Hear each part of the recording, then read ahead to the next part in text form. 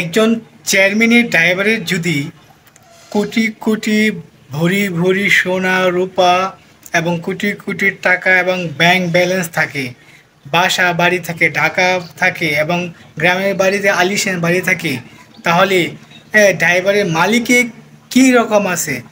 তাহলে ড্রাইভারের মালিকে কত টাকার মালিক?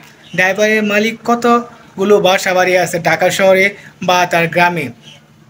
আপনি কি চিন্তা করতে পারেন? এই মালিকের ড্রাইভারের যদি এত এত পরিমাণ ধন সম্পত্তি থাকে, তাহলে মালিকের কীরকম আছে? আসলে বাংলাদেশের এদের গোয়েন্দাদের কাজটা কি? তারা কি করতেছে? একজন ড্রাইভার এত এত কোটি টাকার মালিক হয়ে গেল, একজন চেয়ারম্যান কত কোটি টাকার মালিক হতে পারে? তাই গোয়েন্দারা কি করতেছে? তাদের আসলে অ্যাকচুয়ালি রিয়েল কাজটা কি? বাংলাদেশের গোয়েন্দাদের কাজটা কি? তাদের শুধু কাজ কি ঘরে টাকা নিয়ে, সরকারি টাকা নিয়ে ঘরে বসে বসে এনজয় করা, মাস্তি করা? তাদের কোনো কাজ নাই। কে কোন পথে হাঁটতেছে, কি করতেছে, গোয়েন্দাদের আসল কাজটা কি? আমার প্রশ্ন রইল গোয়েন্দাদের কাছে, গোয়েন্দাদের অ্যাকচুয়ালি রিয়েল কাজটা কি?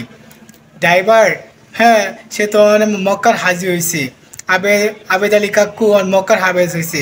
সে কিনা বলে যে টাকা সে প্রশ্নপত্র ফাঁস করে পাইছে, সে টাকা জানি তিনি আল্লাহ রাস্তায় ব্যয় করছে।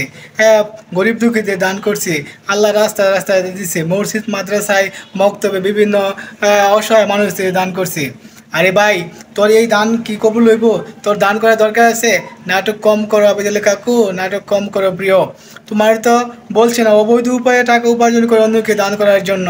তুমি প্রশ্নপত্র ফাঁস করো, অনৈতিকতা কাজ করো, হ্যাঁ, কোটি কোটি টাকা ব্যাংক ব্যালেন্স করো, এনজয় করো, আবার দেখতে দেয়া যায় একদম হাফেজ, মৌলানা, মুফতি, হ্যাঁ, শায়েকের মতো।